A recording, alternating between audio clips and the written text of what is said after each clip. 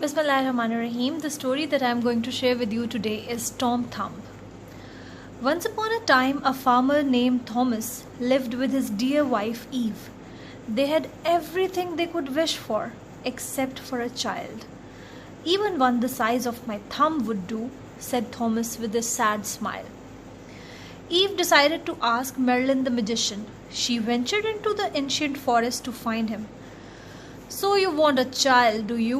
spoke Merlin. "Oh, yes, please," said Eve. "Even one the size of a thumb would do." Merlin chuckled and raised his right hand. "Abracadabra! Then your wish shall come true." Eve rushed home to tell Thomas the good news. They swept their cottage, painted the walls, and hoped with all their hearts. Sure enough, before the end of the year, Eve gave birth to a teeny tiny baby boy. He was so small she could hold him in the palm of her hand. "Our very own son," said Thomas proudly. "He's perfect," said Eve. "What shall we call him?" "That's easy," Thomas replied. "Tom Thumb." Eve made their little son his own clothes to wear. His top was stitched in the finest cobweb strands. His bottoms were knitted from soft lamb's wool. His pointy shoes were cobbled together from shiny apple skin, and Thomas found him a hat to match, a little furled up oak leaf. Tom Thumb grew older and stronger. He learned to walk and talk and run and jump, but he barely grew any bigger. "It will be hard being small," Eve told her son. "Don't worry," Tom replied. "I'll be fine." One morning, Eve made some buns to sell at the market. Little Tom loved helping in the kitchen. When it was time to go, Eve couldn't find Tom anywhere, so she headed off to the market alone. A hungry customer bought a bun, broke it open, and got the shock of his life. Poor Eve didn't know whether to laugh or cry. "Don't worry," said Tom. "I'm fine." The next day, Eve took Tom to milk the cows. "Now stay there where I can see you," she said, perching him on a thistle flower. Unfortunately, cows like thistles. One moment Tom was sitting happily by a cow, and the next moment he had disappeared. "Tom!" shrieked Eve. She searched the grass in a panic. Just then the cow let out a burp, and Tom tumbled from its mouth. Poor Eve didn't know whether to cry or laugh. "Don't worry," said Tom. "I'm fine." A week later, Tom went to sow seeds with his father. Thomas taught his little son how to stand up and be a scarecrow. Unfortunately, the crows were not at all scared of Tom.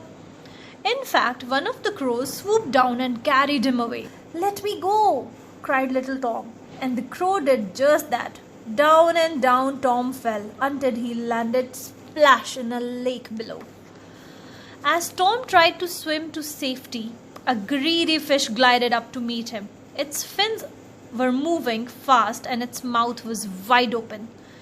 First the fish swallowed Tom, then it swallowed a fisherman's hook. "Got you!" cried the fisherman, reeling in his catch. That evening at the royal castle, King Arthur sat down to his evening meal. "It's a fresh fish today, sir," announced a squire. "Delicious," said King Arthur. King Arthur was about to take a bite when he got the shock of his life. "Surprise!" cried Tom Thumb. King Arthur liked Tom Thumb from the start. "I am an excellent juggler," said Tom, as he scattered the peas all over the table. Merlin and the knights of the round table liked Tom Thumb too. "I can kill a fly with one poke of my needle," Tom said bravely. "Then I shall make you a knight," announced the king. "You shall have a gallant white mouse for a horse and a twig for a lance." "Bravo, Tom! Hooray!" And that's how little Tom Thumb became Sir Tom, the smallest knight in the kingdom. Tom charged fearlessly into battle against threatening insects. He hunted down spiders and chased after dragonflies. "You can't catch me," said a dragonfly. When he wasn't fighting foes, he was collecting fallen petals from the queen or saving moths from drowning in the castle moat. "Your Majesty," said Tom one day, "I think I should visit my parents." "Why, of course," said the king. take them a gold coin from me.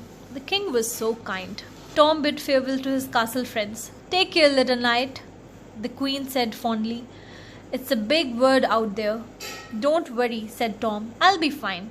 And he rode off on his gallant white mouse. Tom's journey didn't exactly go smoothly. There were ants to avoid, vast puddles to cross, and terrifying raindrops to dodge. But Tom was a brave knight sent by the king with an important coin to deliver. Finally, he arrived home to his delighted parents. Poor Eve didn't know whether to laugh or cry. Is it really you? Asked Thomas. Yes, it's me, said Tom. Although I am Sir Tom now, and I have brought you a gift from King Arthur. Tom's parents listened in amazement as he described his adventures. He told them tales of crows and fishes, pea juggling and petal collecting, spider hunting and moth rescuing. Who would have thought our son would become the smallest knight in the kingdom, said Thomas proudly.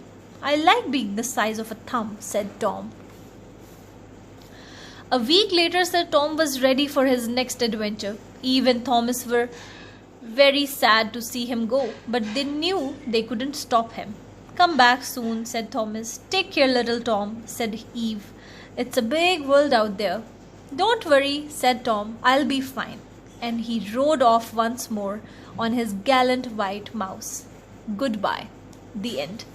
If you like this story and want to read more books with us, please follow us on Instagram and Facebook and subscribe to our channel.